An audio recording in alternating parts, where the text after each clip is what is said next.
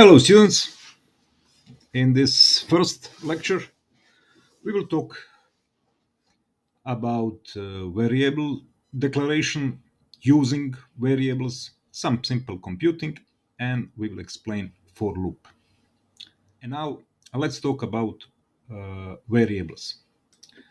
Variables can be integers, for example, and we will declare one integer, for example integer a, and this integer will have value 2. And this is the way how to declare variables. Variables can be used in any part of script which are added to the node. So variables are can be something like global variables on the script.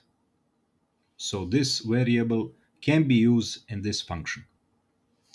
If you want to use it specifically in a function, declare it in a function. This is the way of declaration. So this is the variable declaration. We can declare another variable, for example, variable b, and we can create some simple computing with the variable c, which will be local for this function, and we can say c equals a plus b or some other computing. This can be printed here, so hello world, and we will add this result. So let's see what we will get to the output window. So we are going to the output window, and in the output window we have number 4, which can be a result of this computing. So we can create something like this. Result is, and we can say it's okay. If you want to more complicated things, you can do it like this. Also, don't recommend this. So,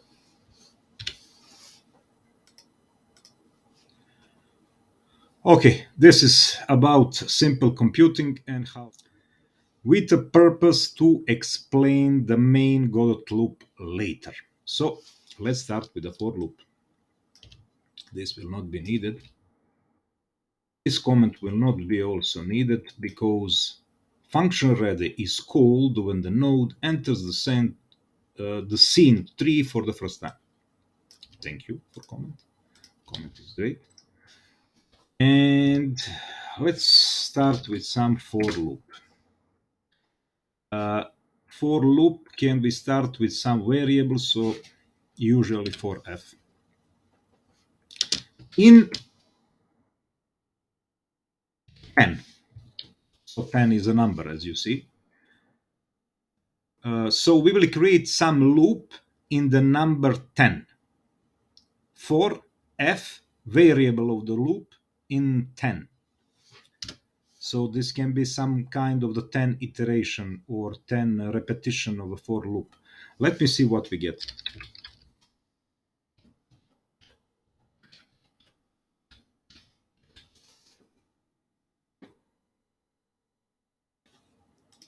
We get many iterations here.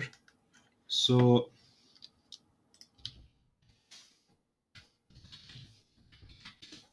we will use something like this because this variable f is changing in a loop. We will write it something like this. And what we get? So we get iteration 0, 1, 2, 3, 4, 5, 6, 7, 8, and 9, which means this loop is repeated 10 times, and the first value of this f is 0. So if you want to write 10 numbers from 0 to 9, you will simply write something like this, print f, nothing else. And you will get 0, 1, 2, 3, 4, 9. If you want to compute something with this number f, you will compute. So f plus 2 or f, I don't know, f plus 2, okay. And you will get result. So 0 plus 2 is 2, 3, 4, etc. 9 plus 2 is 11. If you want to create iteration from 1, then you will need to use some function called range. In the old style, this was done something like this. So if f is larger than 0, then we will have some printing. So only if f is not a 0, but larger than 0, how to say it. Doesn't matter, and you will get, what will you get? Let me see. You will get 1, 2, 3, 4, etc. till 9. If you want to 10, you will write it like this. This is also not recommended, so we will use range. And we will say, I want loop from 1 to 11. And then we will print it 1 to 11, which means print just variable f. What I want to tell you, always use tab for indentation. Tab. Always tab. No spaces. Okay, no space bar like this. No, this doesn't count. So, tab. Okay. Now, here, from 1 to 10. Okay, now you know what is range. There are many other options to write 10 numbers. You didn't need to use for loop, but I'm using for loop to explain you a main loop in a GODOT. So to print numbers, you can simply use range. For example, print, and then you write range you want. So from 0 to 10 or whatever you like. From 0 to 9. Or if you want specific range, from 1 to 11. Write it like this. Range have another useful variable. You can use steps. For example, every second or every third number in a row, whatever. So I will use 3. So range from 1 to 12 and step will be 3. What we will get? We will get 1, 4, 7, 10. 1, first number. 4, this is after 3. So step is 3. 1 plus 3 is 4. Another number is 7. 4 plus 3 is maybe 7. Another number is 10. 7 plus step, it's a 10. So simple step can be simpler, can be 2. Simpler can be 2. And you will get 1, 3, 5, 7, 9, 11. It's not recommended to use step 1 because this is default step. So you get 1, 2, 3, 4, 5, 6, 7 till 11. And because this is default step, you don't need to use it, which means you will get 1 to 10 with range 1 to 11. Okay, enough about range. Now I hope you understand how the for loop works.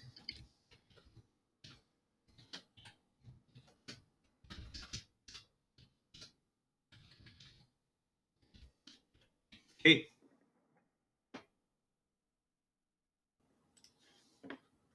As you see, this is it.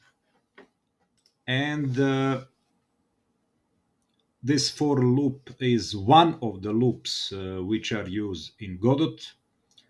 There are many places like documentation where you can find many interesting and useful things about for loop. Also, now let's talk about scene loop.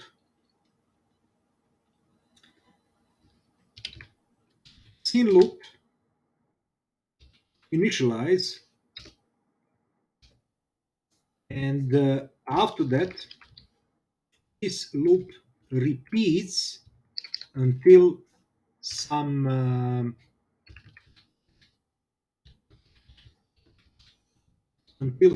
variables or some conditions are not implemented.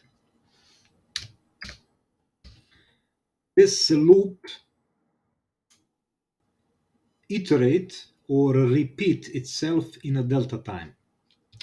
So we can use some kind of function process, which are one of the core function for every scene, with this delta variable here for this delta time for iteration. We will also add one variable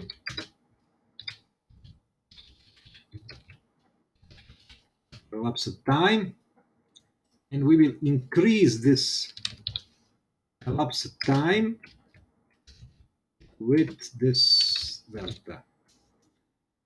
Plus equals means that this variable is increased by adding this delta variable, which are float variable and can represent time.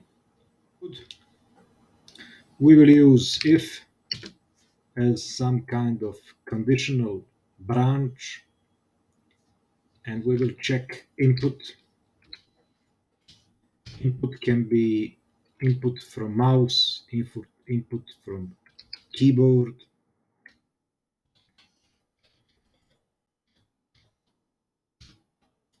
With this get mouse button mask, we can get few data from mouse. So this means different than 0, so not 0. And we need output.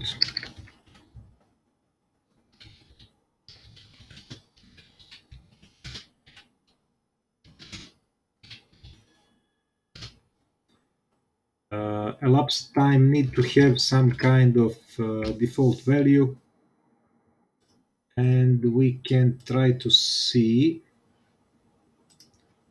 what we can get here. Okay, good. We can see where, or we can see when this scene start.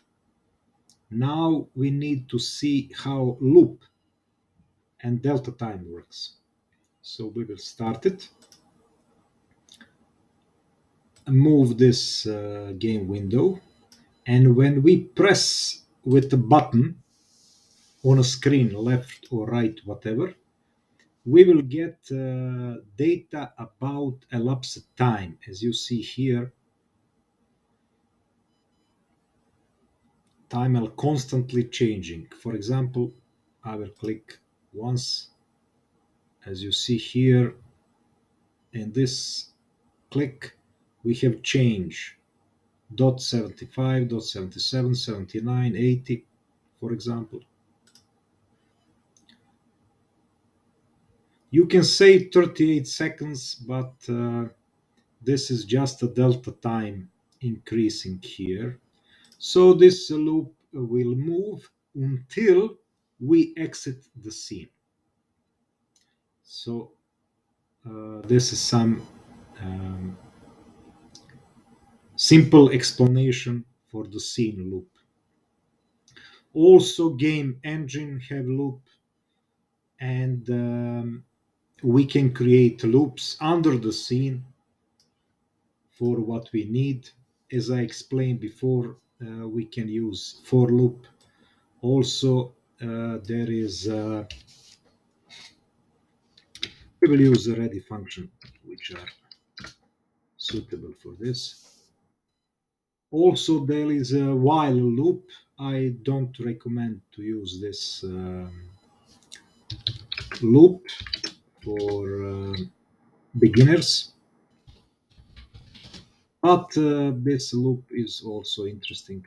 So we will say while this variable is less than 10, for example,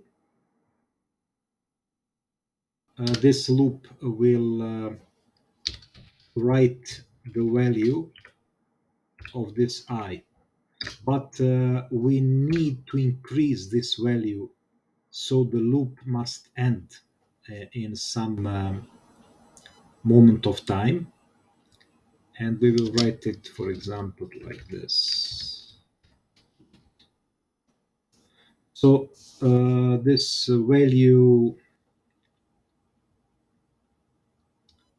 is initialized as 1, and in loop increases, and the loop will iterate, repeat itself until this condition is. So while I is less than 10, loop will iterate. Let's see what we will get. So from 1 to 9, for example, if we write it like this will be from 1 to 10.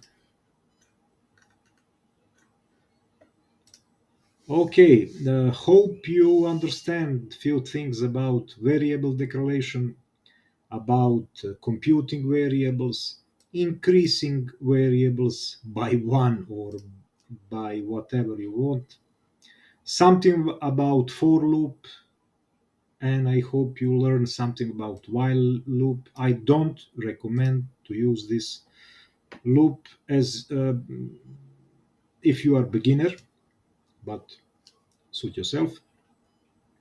And I hope you understand a few things about loop in a scene, in every Godot scene. Thank you for watching this first lesson of our tutorial about making puzzle logic type game. We will continue with the basic knowledge.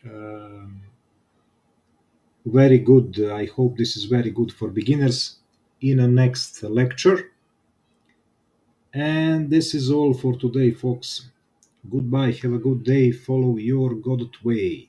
Bye bye.